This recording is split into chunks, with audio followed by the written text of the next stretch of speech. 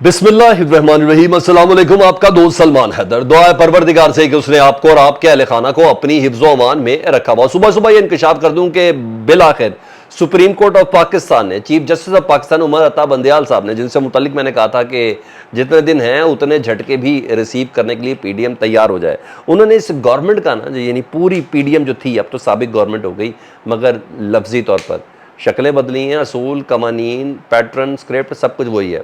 उन्होंने जितने एनआरओ लिए थे ना, उन सबको उड़ाने का फैसला कर दिया सुप्रीम कोर्ट ने। और जब मैं इसकी तफसील बताऊंगा आप बड़ा एंजॉय करेंगे। शायद इंतज़ार कर रहे थे चीफ जस्टिस साहब, इंसान तो है ना, सर्टन प्रेशर भी तो उन्होंने देखना है। नहीं तो जिस तरीके से गुफ्तगू हो रही थी चीफ जस्टिस से मुतल्लिक, उनकी फैमिली से मुतल्लिक, लग तो यही रहा था। लेकिन तफसील बड़ी इंटरेस्टिंग है, तो अभी लोग के आपने इस पार्ट को मिस नहीं करना। दूसरा, सदन ने भी उठा के फेंके इनके कवानीन। तो अब वो कह रहे हैं ना, 9 मन तेल होगा ना राधा ना जाएगी, ना इनकी पार्लियामेंट, तो कहाँ जाएंगे रिव्यू के ऊपर। तो सदर मुमलिकत ने 1-2 नहीं, कुल 13 बिल वापस भेजे हैं। वो कौन से हैं उसकी तफसीलात भी मैंने आपको बतानी है। और वो कहते हैं ना, जब तुम इस हद तक बोलोगे, अगर तो तुम्हारे जिस्म के अज़ा बोलेंगे। तो इमरान खान साहब की गिरफ्तारी पर अज़ा नहीं, वो सरकारी अफसरान बोलना शुरू हो गए हैं कि हमने सारा काम गैर कानूनी किया, हमने सारा काम गैर आईनी किया, हमने इमरान खान साहब की गिरफ्तारी ही गैर कानूनी की थी, हमने इमरान खान साहब की गिरफ्तारी के वक्त जो हरकत और ज़करात की थी वो भी तमाम गैर कानूनी थी। उसकी कोई तफसीलात और इंकशाफात मेरे पास हैं। तो वीलॉग बहुत आम होने जा रहा है। रिक्वेस्ट ये वीडियो मुकम्मल देखें। अगर चैनल रोज़ देखते हैं, सब्सक्राइब नहीं करते तो चैनल सब्सक्राइब कर दें, ताकि मेरा और आपका ये राब्ता बहाल रहे। इतना मैं आपसे वादा करता हूँ कि आपसे गुफ्तगू करते हुए कम से कम झूठ नहीं होगा, खबर की खबरियत मुकम्मल आपके सामने ज़रूर रखी जाएगी। शुरू में बहुत शोर था जी, और हमने भी शोर किया था, लेकिन मीडिया इस हद तक कंप्रेस बांध दिया गया था, इस हद तक चीज़ें दबा दी गई थी कि वो हमारा शोर ना एक चीख में ही तब्दील हुआ कि इमरान खान साहब की गिरफ्तारी वो गैर कानूनी तरीके से हुई थी। और हमें अंदाज़ा था। और अभी तो जज हुमायूं दिलावर साहब जो थे वो अभी फ़ैसला लिखवा ही रहे थे, अभी बात ही कर रहे थे कमरा अदालत में इमरान खान साहब की गिरफ्तारी के हवाले से। उस दौरान पुलिस इस्लामाबाद में वो गुफ्तो शनी सुनते हुए ही इस्लामाबाद में बात हो रही थी। लाहौर पुलिस इमरान खान साहब के पास ज़मान पार्क में ऑपरेशन करने के लिए पहुंच गई थी, उनको गिरफ़्तार करने के लिए पहुंच गई थी।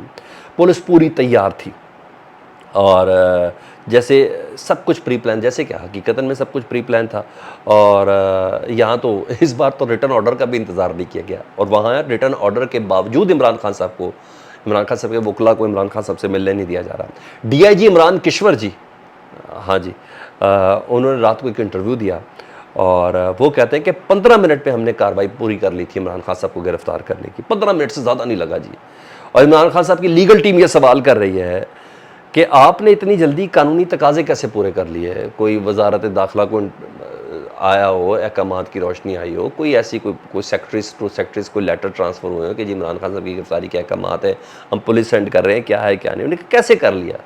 और कानूनी टीम ये भी कह रही है कि आज भी दिखा दें कि जज हुमायूं दिलावर साहब ने क्या गिरफ्तारी के अलावा इमरान खान साहब के घर के सर्च वारंट का हुक्म दिया था।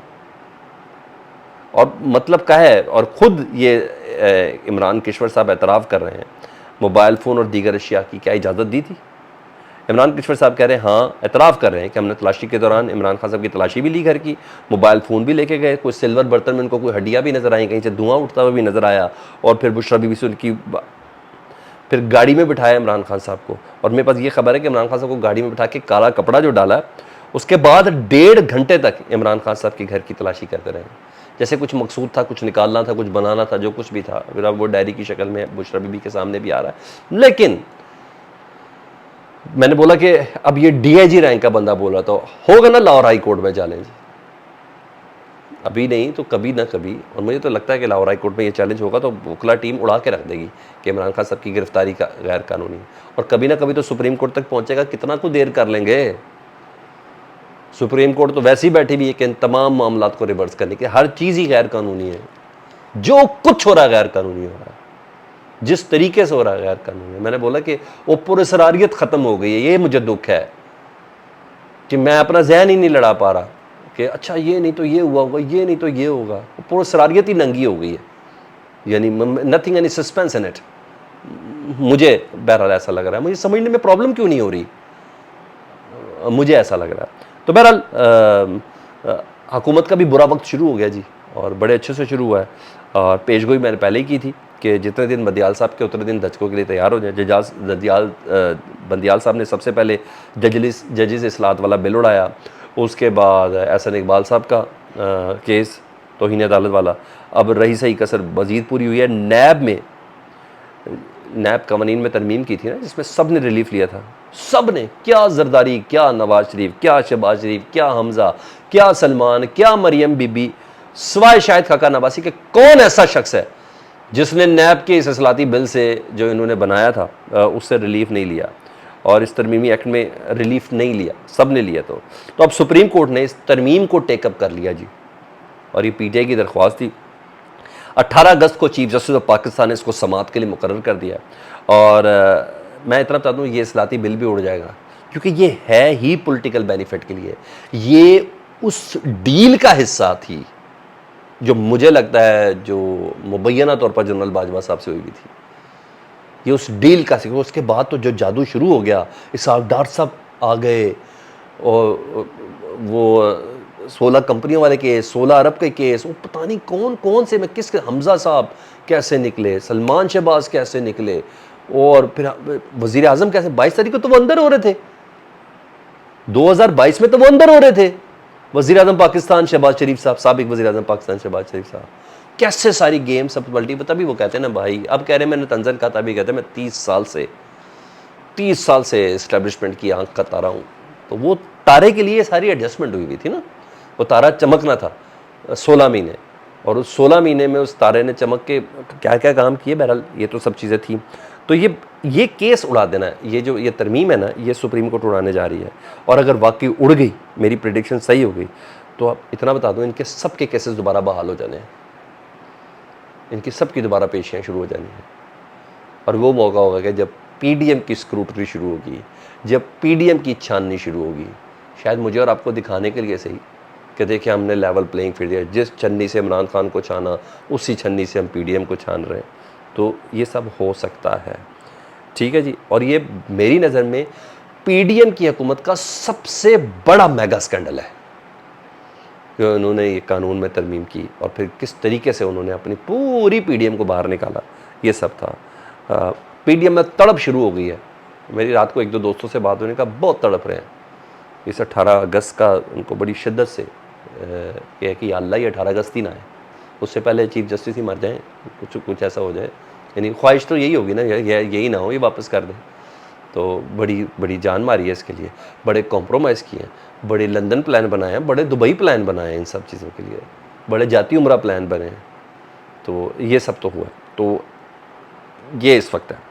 دوسرا, صدر مملکت عارف علوی صاحب نے بھی دھچکا دیا ہے. 1 2 نہیں 13 بل جو عجلت میں انہوں نے بھیجے تھے, جس کے اتحادی بھی نہیں مان رہے تھے, پی ڈی ایم کے اتحادی بھی نہیں مان رہے تھے, تو صدر نے ان کو دستخط کیے بغیر واپس بھیج دیا. اب یہ بل لگ گئے ہیں لٹک. تو اب تو پارلیمنٹ ہے نہیں, سینٹ نے تو یہ کرنا ہی نہیں. اب قومی اسمبلی نے دوبارہ اس کی کچھ چیزیں ترمیم یا کسی طریقے سے بھی کچھ کرنا ہوگا, تو اب تو قومی اسمبلی آئی نہیں. مطلب اب یہ بل لٹک گئے ہیں, اب پاس کون کرے گا. مطلب نیا پرائم منسٹر آئے گا, نئی اسمبلی آئے گی, پھر ریویو کیا جائے گا, پھر صدر مملکت پاس جائے گا, پھر پاس ہی ہوگا. تو صدر مملکت نے ان کو بتایا میں ہوں نا, ہاں جی, صرف صلح و صفائی کی باتیں نہیں کر رہا, مجھے بہت سی چیزوں کا اندازہ بھی ہے کہ آپ کیا کر رہے ہیں. یہ چیز. دوسرا, بشرا بی بی کی کل عمران خان صاحب سے ملاقات ہوئی تھی 1 گھنٹہ انتظار کرانے کے بعد. اس ملاقات کی کچھ چیزیں تھرو ان کے وکلاء ہی جاری ہوئی ہیں, تو میں نے کہا میں وہ آپ کو بتا دوں جی. کچھ انکشافات ہوئے ہیں کہ عمران خان صاحب کو انتہائی غیر مناسب طریقے سے رکھا گیا. چھوٹا سا سیل ہے جس میں عمران خان صاحب کو رکھا گیا ہے, قید تنہائی عملہ بھی نہیں آتا جاتا. اتنا چھوٹا سیل ہے کہ عمران خان صاحب کو بیگ رکھنے کی بھی اس میں جگہ نہیں ہے, اور کھلا واش روم ہے, وہیں ایک پانی کی بالٹی ہے جو نہانے کے لیے بھی ہے اور دیگر چیزوں کے استعمال کے لیے. وہی مطلب ہے نا, عمران خان صاحب کو توڑنے کی کوشش کی جا رہی ہے. یا ماضی کے ہمارے سیاستدانوں کی طرح عمران خان صاحب ریکویسٹ کر لیں مجھے جدہ بھیج دیں, مجھے دبائی کے لیے لندن بھیج دیں, میں تھوڑا دبئی سے ہوا ہوں. تو وہ چاہ رہے ہیں کہ کوئی اس طرح کی درخواست عمران خان صاحب کرے. مگر جتنا ہم عمران خان صاحب کو جانتے ہیں, جتنا عمران خان صاحب خود کہتے ہیں کہ میں مرنا پسند کروں گا, پہلے ریاست ان کے ٹوٹنے کا انتظار کر رہی ہے. دیکھیں کیا ہوتا ہے. فیڈ بیک سے متعلق ضرور آگاہ کیجیے گا. اپنا بہت زیادہ خیال رکھیں. اللہم صلی علی محمد و آل محمد.